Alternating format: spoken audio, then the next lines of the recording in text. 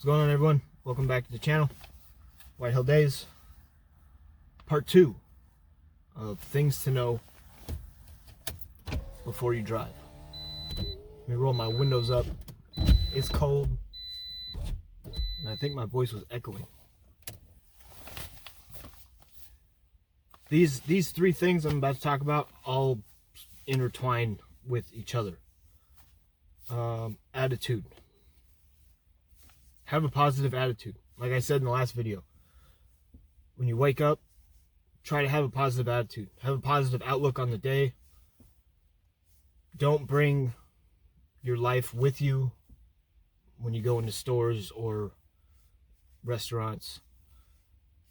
Don't let that affect or influence your mood and how you talk to people. You don't want to be aggressive or sound aggressive. If you do, apologize to whoever you're dealing with, because they don't know what you're going through, and they could be going through something as well. So having a positive outlook on the day can help influence your attitude and help you stay positive through the day.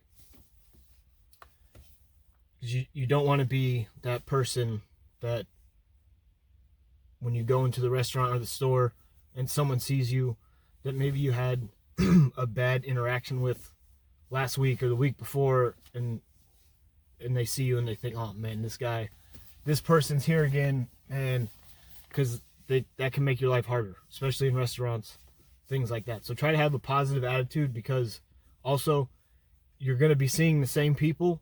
If you drive in the same area, you're going to be seeing the same people all the time. Some days, you might see different people, but the more you drive, the more you go to places, you're going to keep seeing the same people. So you want them to remember you in a positive way, so that when they see you, they're like, oh, cool, this person's here. What's going on? How you doing? And you have that friendly interaction. Road rage.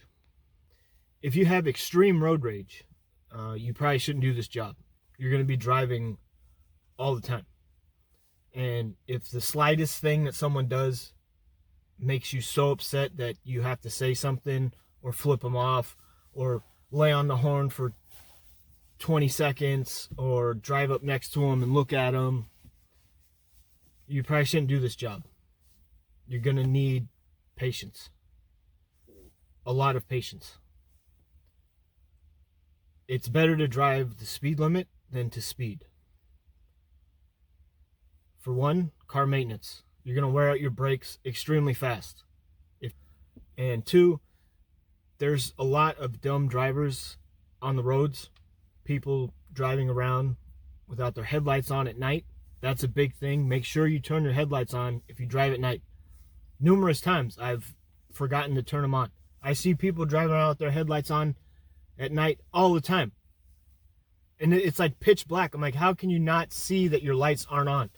But it's happened to me too.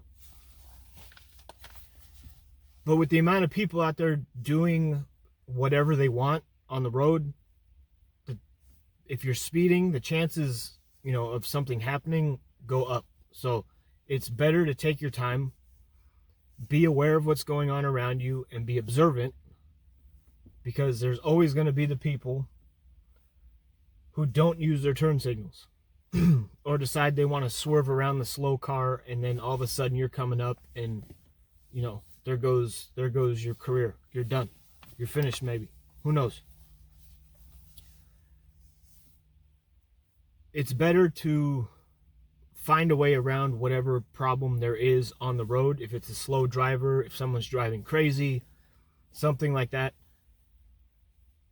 If someone's doing something on purpose, like brake checking you or swerving up next to you, that's totally different. But if someone just cuts you off or something and they don't put on their brakes, or some situations are better to not do anything.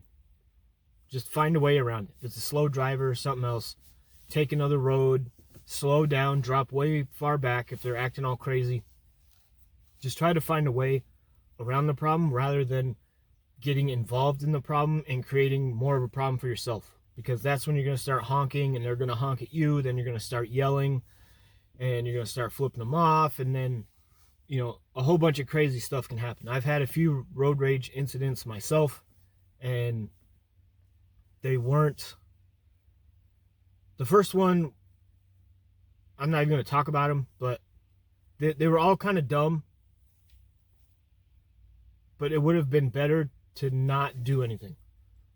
It's like, find a way around, make a U-turn, do something, because there's going to be the people that don't let you over if you put your turn signal on.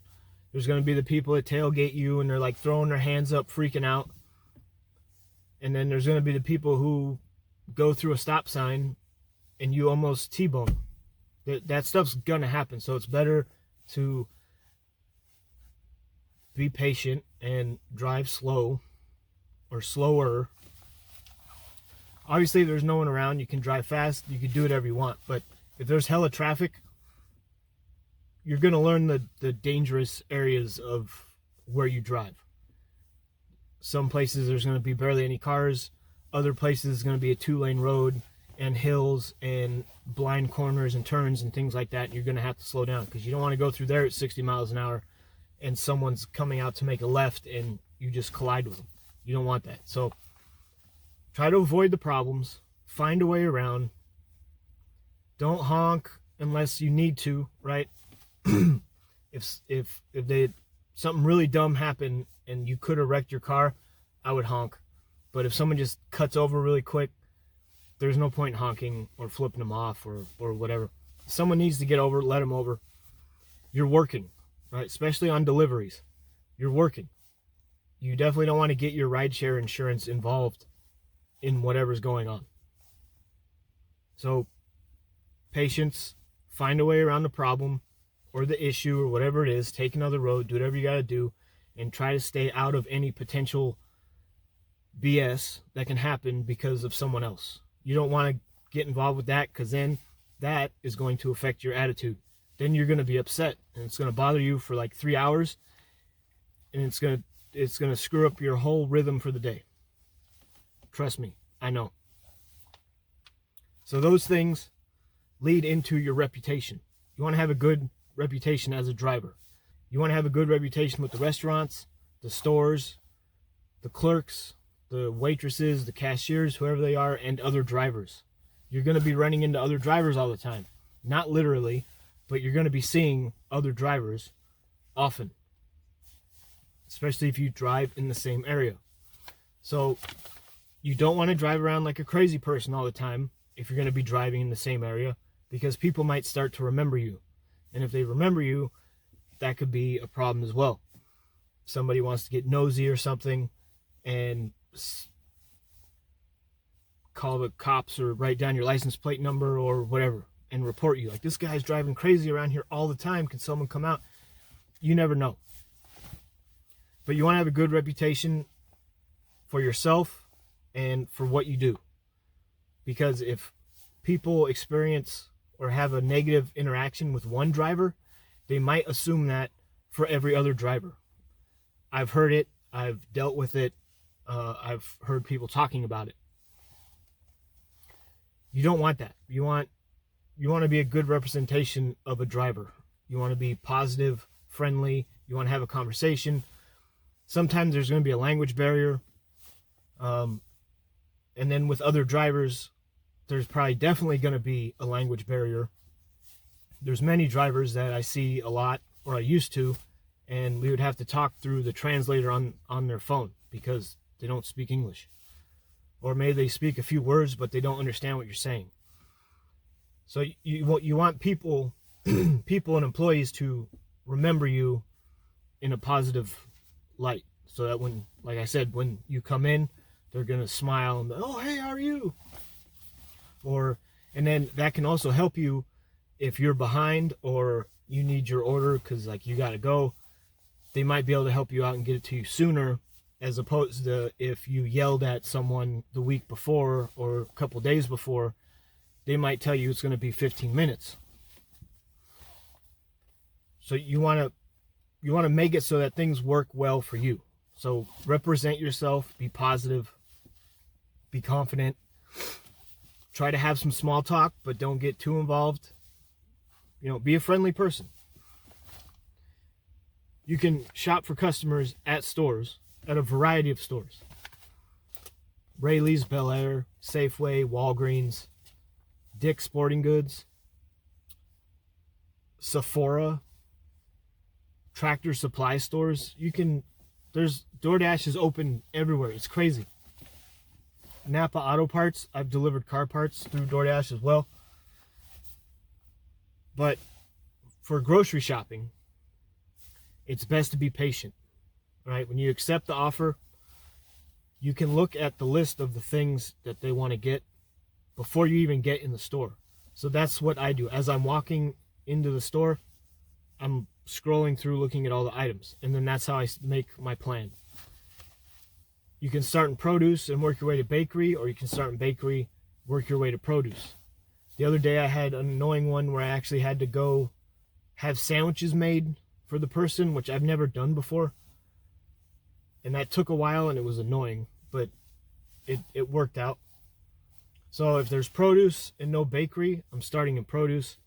If there's bakery but no produce, I'm starting in bakery and working my way up.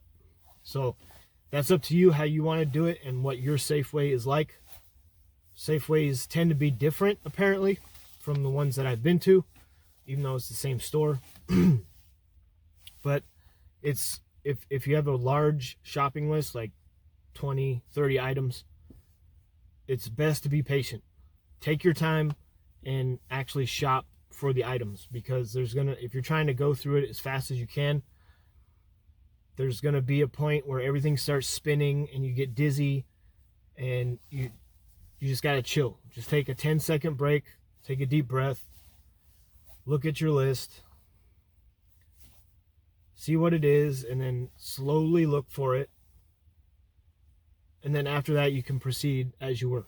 But for me, I always get hella dizzy and everything starts looking the same, and then it takes you longer. It's going to take you longer to finish your list when you can't even find the most basic thing that's right in front of your face, because everything looks the same and everything's spinning. So deep breath, slow down, be patient, and just get the shopping done. You know, you don't have to run through the store. And if you do run through the store, don't hit any customers or store clerks. Remember, be nice, have a good attitude, be respectful. You want a good reputation. You're going to be seeing these people again. Also, be respectful of the things that the people buy. All right? Don't smash the bread. Don't spill the milk. Don't smash the tomatoes and throw the box of cereal. Don't mess everything up. And don't get the frozen items first. Get those last. Because odds are, if you try to get that stuff first, they're not going to have something when you get towards the end of the list. And it's going to take you 12 minutes to figure out what the customer wants, because they're not responding to text messages or your phone calls until 5 minutes after, because they were busy doing something. And then those frozen items are now thawing out. Right? You don't want that. Be respectful of their things. Don't smash them up. And then when you go to check out, take your time scanning them as well. You don't have to go slow, but one at a time. One. Make sure they scan, because they have cameras up above you. And if you don't scan something, it's going to interrupt your checkout process. And that's going to take you longer as well. So it's better to take your time and be patient than try to rush through it and force everything, because then that can lead to problems. And if you ever get an order that looks like this, if I screenshotted it, I'm not sure, don't take it. Don't be fooled. It's up to you if you want to take it. I did this one and it took me 3 hours. All right, I stupidly thought I could get it done in an hour and a half. Little did I know it was going to take an hour just to gather all of the crap from all of these places, dealing with traffic, trainees, new employees, and then the mall. I had to walk through the mall and find the stores in the mall, or how to get to them, because I never go to the mall. I'm old. I don't fucking go to the mall anymore. and trying to find all that crap and then drive all the way out and deliver everything. 3 hours. Was it worth it? Not really. I mean, it's a good chunk of change, but in the end, it wasn't really worth it. I could have probably made the same amount had I not done that in the amount of time it took me to do it, and probably driven half or less of the miles. So just be careful for those scammy kind of offers that they send you that look really good. Oh wow, look at that, it's amazing. Like if I had a job and I was doing this part-time and that came up, then I just do that and then go home.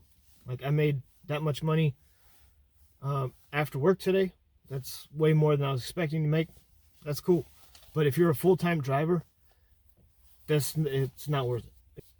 You can also deliver alcohol on UberEats and Doordash. You'll have to meet the customer, scan their ID. I made a stupid mistake and I scanned my ID in place of this guy. He's like 70 something years old, lives in a retirement home, and his ID was expired, but he said he had a new one, and he had just smashed his hand. He had one of those compression gloves on, and he was like trying to get stuff out of his wallet. He was in a lot of pain. And I was like, sir, I'll scan my ID for you. He's like, oh, okay, cool. Can't deliver alcohol with Uber anymore. I got an email later on. Can't, even though I delivered to that guy like 3 other times, or maybe 2 other times, and that was the third. I'm not scanning IDs correctly. So don't ever scan your ID in place of someone else's ID, even if they're an elderly retired person. I don't know. It was stupid. And then on DoorDash, you have to scan their ID as well. And then there's more steps involved on DoorDash. You have to verify. Like you actually have to. It tells you to look at their ID to make sure it's them. Whereas on Uber, it's just like scan their ID, and it's like, all right, you're good. All right, cool. Bye. There's more steps on DoorDash, but be careful when you deliver alcohol, because people. I've only encountered a couple rude people with alcohol deliveries, but mostly people are pretty laid back and understanding. Like they know they're probably hammered already, but just be careful. I've had alcohol deliveries to some pretty dangerous areas, and that wasn't fun. That was actually really scary a couple times. So be careful. Be careful what city you're in, where you're at, and where you're going. Anywhere you know that is a really bad area, decline everything to that area late at night, especially if alcohol is involved, because you never know what's going to happen. Taxes. I am not a certified tax professional. I do not know everything about taxes, but what I do know is that you're 1099 independent contracted, and the government does not take any taxes out of the money that you get paid. It is your responsibility to save money to pay taxes. 30% is a good strategy. Ask anyone who's an entrepreneur or 1099. 30% is a good strategy to save for taxes. So take your weekly payment that you make. You get paid 4 times a month. Take that weekly payment. If you can add all of it together and take 30% that way, or if you want to take 30% out of each one, I don't think it matters that much. But like I said, I'm not a professional. I do Uber and DoorDash. I take that number and put it together, multiply it by 30%. Whatever that number is, I withdraw that. I put it in another savings account where it sits, and I don't touch it unless I have to borrow from it for something maybe I want, or to fix my car, or to pay for something job related, something like that. If you're making $900, like $800 to $1,000 a week, that money is going to pile up real quick. You can write things off on your taxes. but you can't write off everything. You only want to stretch the rubber band far enough. You don't want to snap the rubber band. So don't go trying to write off $5,547 worth of stuff, because you're probably going to get audited, and that's just a lot to write off in general. I personally wouldn't do that. Like I said, I'm not a tax professional, so I don't know 100%, but I do know you can write some stuff off. We also have our standard mileage deduction, which from what I hear and what I've read is better than saving all of your gas receipts and adding that up, because you're going to be driving a lot more than you are filling up your tank. So the standard mileage deduction is usually the better option from what I know. If you're driving full time, like I've been driving for 6 months straight now, I never paid any quarterly taxes. Apparently we're supposed to pay quarterly taxes, but I don't know how. I don't know how I'm supposed to pay quarterly taxes, or where that number comes from, or how much it's going to be. I have no idea. So I got to figure that out. I still have a month, but I need to figure out what that is so I can start paying my quarterly taxes instead of being fined and paying them at the end of the year. I've heard of people getting fined. I've heard of people not getting fined.